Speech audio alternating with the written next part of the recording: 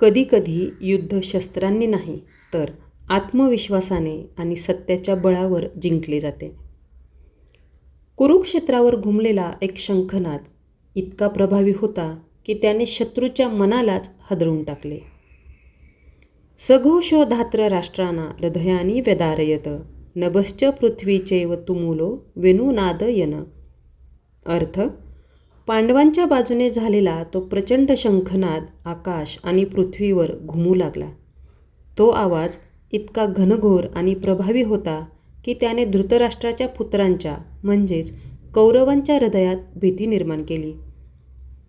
तात्पर्य: दुर्योधनाच्या पक्षातील भीष्म आणि इतरांनी जेव्हा शंखनाद केला तेव्हा पांडवांची हृदये मुळीच विदीर्ण झाली नाहीत अशा प्रकारच्या घटनांचा उल्लेख आढळत नाही. परंतु या विशिष्ट श्लोकामध्ये पांडव पक्षाच्या बाजूने करण्यात आलेल्या शंखध्वनीमुळे धृतराष्ट्रपुत्रांची हृदये विदीर्ण झाली असे सांगितले आहे. याचे कारण म्हणजे पांडव आणि त्यांचा भगवान श्रीकृष्णावरील दृढ विश्वास होय. जो भगवंताचा आश्रय घेतो तो महाभयानक आपत्तीमध्येही भयभीत होत नाही. या श्लोकात एक अत्यंत महत्त्वाचा मनोवैज्ञानिक आणि आध्यात्मिक संदेश दडलेला आहे. पांडवांची सेना संख्येने कमी होती तर कौरवांची सेना अधिक मोठी आणि शक्तिशाली होती. तरीही भीती कुणाला वाटली? तर कौरवांना. का? कारण पांडवांच्या बाजूने धर्म, सत्य आणि श्रीकृष्णाचा आधार होता.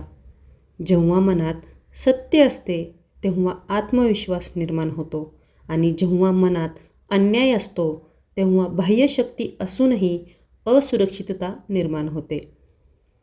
हा शंखनाद म्हणजे केवळ आवाज नव्हता तर तो होता धर्माच्या बळाचा अनुभव. आता पाहू या श्लोकाचा आपल्या आजच्या जीवनाशी लागणारा संदर्भ. तर आज आपल्या आयुष्यातही असे अनेक युद्ध सुरू असतात. जसं की योग्य आणि अयोग्य यामधला संघर्ष, सत्य बोलायचे की गप्प बसायचे यामधला निर्णय, प्रामाणिक राहायचे की सोपा पण चुकीचा मार्ग घ्यायचा. कधीकधी आपल्याला वाटते की मी जे करतोय ते योग्य आहे की चुकीचे, बाकी तर सगळे वेगळंच काही करतायत. अशा वेळी मनात भीती येते.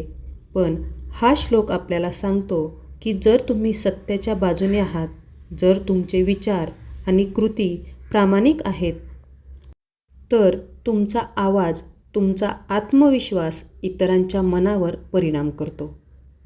ज्यांच्या मनात चुकी, पाप किंवा अप्रामाणिकपणा असतो त्यांना तुमची प्रामाणिकता अस्वस्थ करते. म्हणूनच सत्य शांत असते पण त्याचा प्रभाव प्रचंड असतो. त्यामुळे शांततेत प्रामाणिकपणे आपले कार्य करत राहा. कुरुक्षेत्रावर घुमलेला तो शंखनाद आजही आपल्याला एक सत्य सांगतो की बाह्यशक्ती कितीही मोठी असली तरी अंतःकरणात सत्य नसेल तर भीती कायम राहते आणि जिथे सत्याचा आधार असतो तिथे आवाज मोठा करण्याची गरज नसते. त्याची ताकदच पुरेशी असते. जय श्रीकृष्ण. धन्यवाद.